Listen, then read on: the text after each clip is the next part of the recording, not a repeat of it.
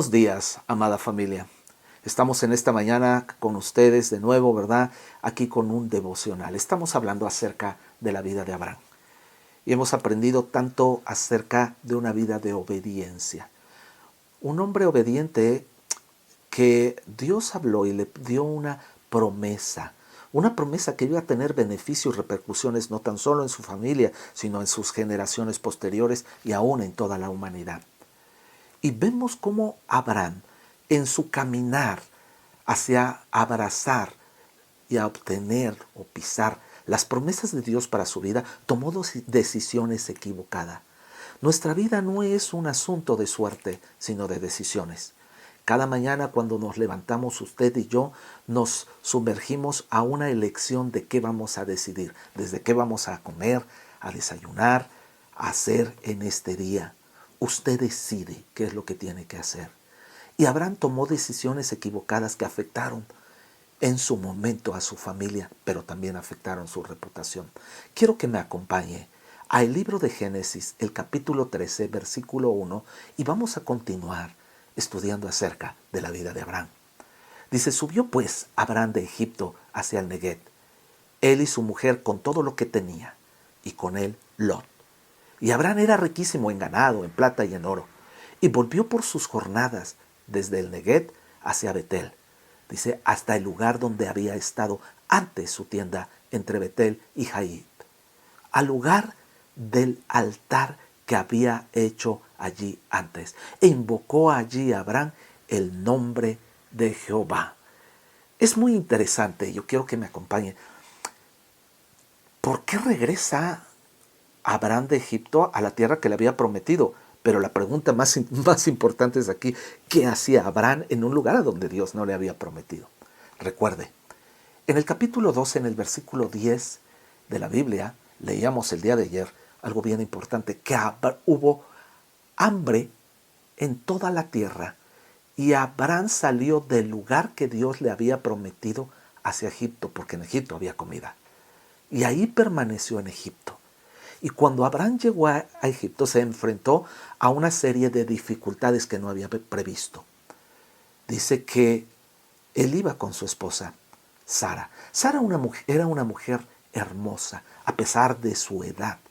Ya era una mujer grande. Y dice que cuando él llegó a Egipto, dice que los egipcios, incluyendo Faraón, la vieron con otros ojos porque era una mujer hermosa. Y él tuvo miedo.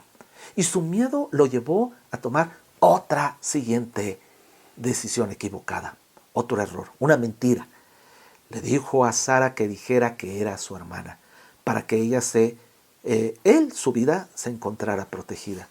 No pensó en poner en riesgo la vida de su familia en el caso de su esposa.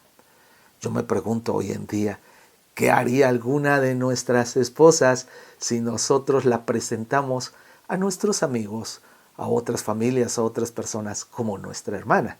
Se nos armaría la trifulca, ¿verdad? Esto fue lo que sucedió, pero no con Sara. Dice que cuando Sara fue a casa del palacio de Faraón y Faraón estuvo a punto de llegarse a ella. Y por la situación de estar ahí, Faraón incluso recibió ciertos castigos de parte de Dios. Se dio cuenta de que algo estaba pasando. Y se dio cuenta de que Sara no era la hermana de Abraham.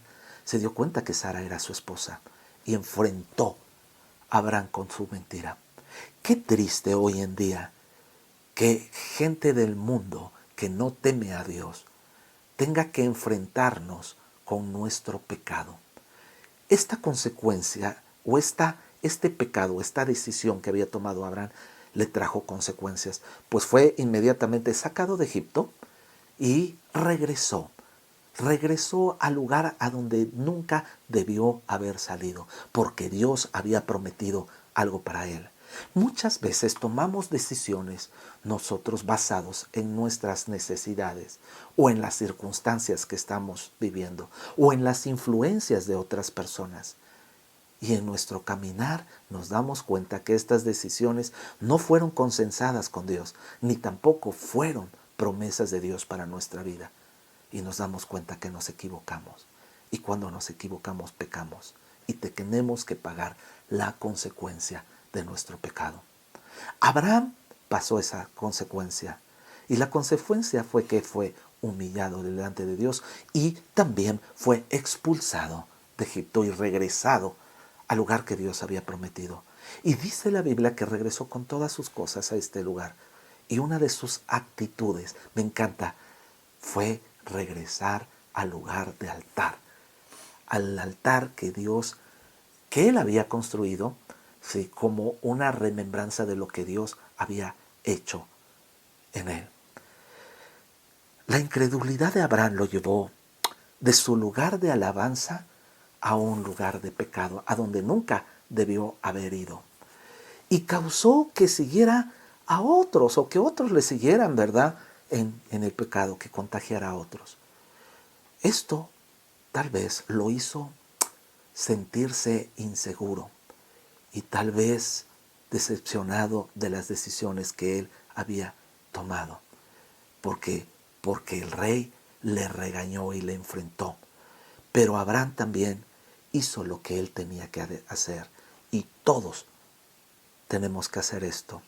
En lugar de torturarnos por nuestro pecado, debemos de ocuparnos a hacer lo que necesitamos hacer. Y es regresar al altar de adoración. Ahí, con un corazón de arrepentimiento, para adorar al Rey de Reyes y Señor de Señores. Fue en este lugar, en su tienda, cuando él regresó, a donde comenzó de nuevo a adorar a su Dios y llamándole a Dios el Señor de sus vidas. Cada uno de nosotros tenemos que entender que cada que